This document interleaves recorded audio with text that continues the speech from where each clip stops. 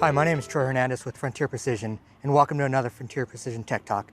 Today we're going to be discussing how to utilize a S-Series instrument as a traditional theodolite for vertical plumbing applications.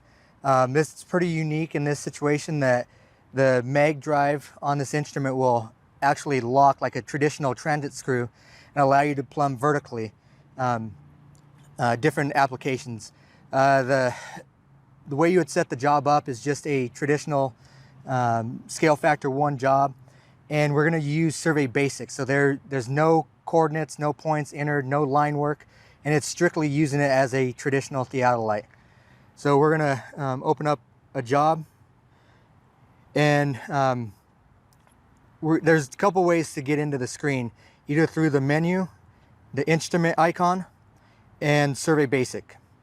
And the workflow is going to be similar. You're going to just level up the instrument. You're going to see the same atmospheric correction screen. So I'll go ahead and get this instrument leveled up.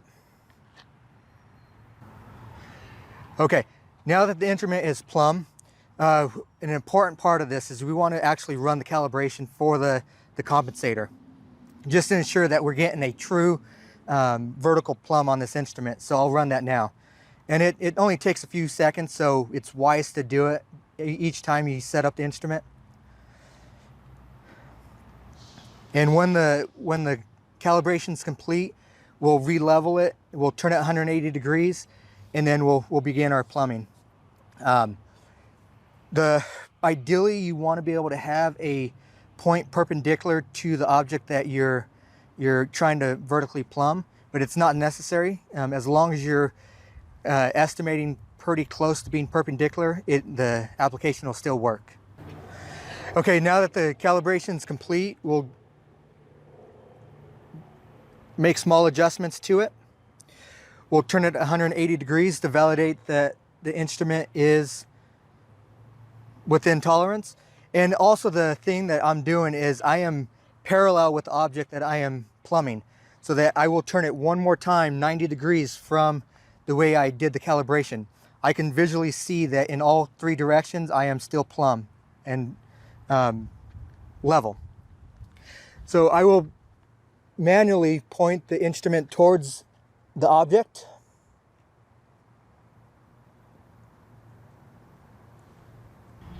And in this example, we're using this metal steel building that has screws that are, in theory, should be perfectly plumb.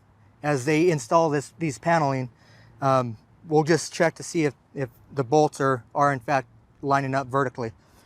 So one of the biggest benefits to this is that we can check an object in 2 directions, perpendicular to me and also in line with me by using the DR.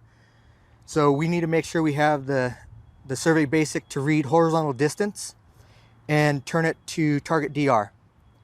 And I'm going to set the instrument to the track mode. And now I get a live readout at the base of the object that we're plumbing. So the minute I start to engage the vertical tangent screw.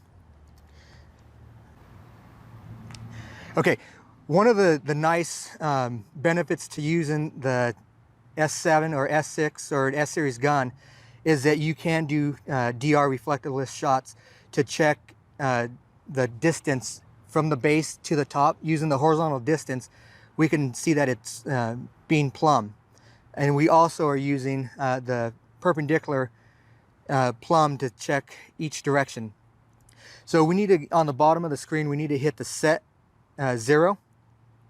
And this is going to allow me, the minute I start engaging this vertical tangent screw, the mag drive is going to lock, similar to a traditional locking tangent screw.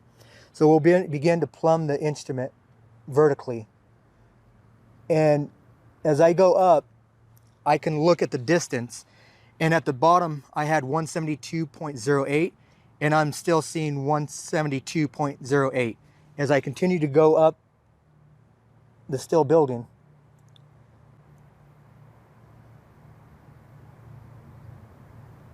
I lock into another screw on the top. My horizontal angle is still holding 0. And now the horizontal distance is changed by 5/100ths. So I know that this structure is leaning 5/100ths away from me, right? So if the number was smaller, it would be leaning in. If it's bigger, it's leaning out. So if we're looking at a elevator core or a crane, plumbing a crane in this instance, we would be looking for the edge of the crane mass and also a distance from the base where the bolts are all the way to the top. And that would be able to give me two directions in one position of this instrument. Ideally, you would want to have a second set of legs that have already been set up, plumbed, and with an additional tri-brack, to where I'm able to open this instrument up and move the instrument and be productive, being able to go from position A to position B right away. And it'll keep the crane operators or the still erectors working efficiently as possible. All right, thank you for your time, and this has been another Frontier Precision Tech Talk.